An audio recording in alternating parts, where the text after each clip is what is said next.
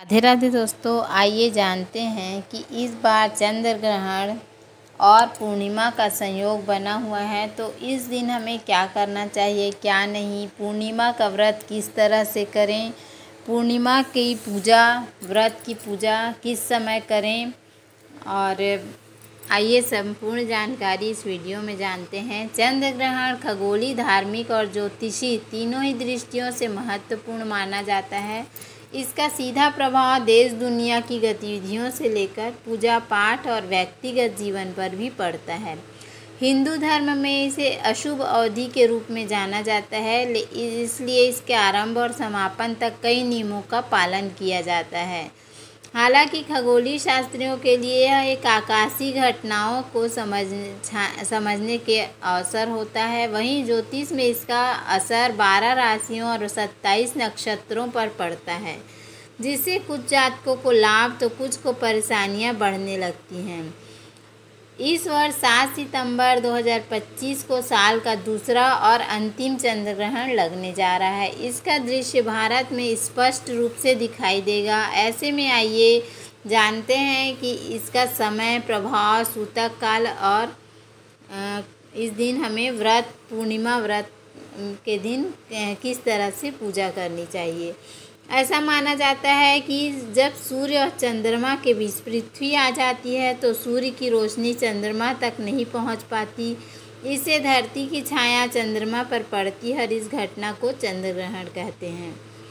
चंद्र ग्रहण का इस साल जो चंद्र ग्रहण लगने वाला है पूर्णिमा पर, उसका प्रारंभ होगा 7 सितंबर 2025 के दिन रात में 9:58 से यह शुरू होगा और ग्रहण का समापन देर रात 1:26 पर रहेगा।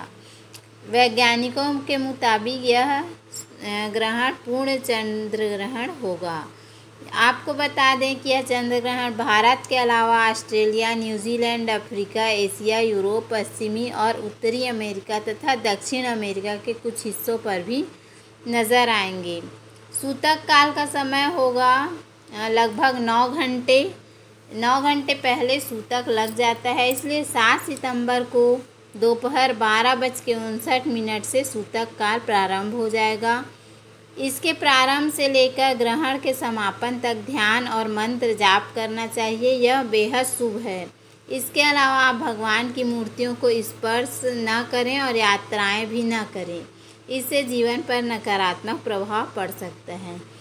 अब आइए जानते हैं कि पूर्णिमा व्रत रखने वाले को पूजा किस तरह से करें। मानसिक पूजा कर सकते हैं, व्रत ज़रूर रखें, और जो आप शाम की पूजा करते हैं उसको आप 12 बजे से पहले आप पूर्ण कर लें, और उसका पारण भी पूर्णिमा के जो व्रत रखेंगे आप, उसका पारण आपको 1 बजे से पहले कर लेना है।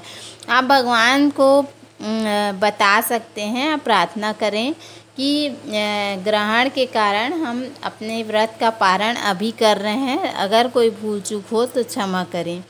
अब बात आती है कि आप चंद्रमा को अर्घ्य दे सकते हैं या नहीं। तो शाम को यदि 6 बजे के आसपास यदि आपको चंद्रमा दिखाई दे तो आप दूध और जल, थोड़ा सा चावल और चीनी डालकर अर्घ्य दे सकते हैं, क्योंकि आप चंद्रमा को स्पर्श तो नहीं कर रहे हैं, दूर से ही आपको अर्घ्य देना है, तो आप ये कर सकते हैं। इस तरह से आप, और जो भी आपको पूजा करना है, पूजा पाठ, व्रत का पारण, उसको आप 1 बजे के पहले ही पूर्ण कर लें। इस तरह से आप अपनी पूर्णिमा का व्रत संपूर्ण कर सकते हैं। इसके अलावा आप दिन भर मंत्रों का जाप करें, भगवान विष्णु के मंत्रों का जाप करें, चंद्रमा के मंत्रों का जाप करें। इससे आपको बहुत ही शुभ फलों की प्राप्ति होगी। तो उम्मीद है आपको हमारा वीडियो पसंद आया होगा। यदि हमारा वीडियो पसंद आया तो वीडियो को लाइक, शेयर और सब्सक्राइब करना ना भूलें। धन्यवाद। राधे राधे।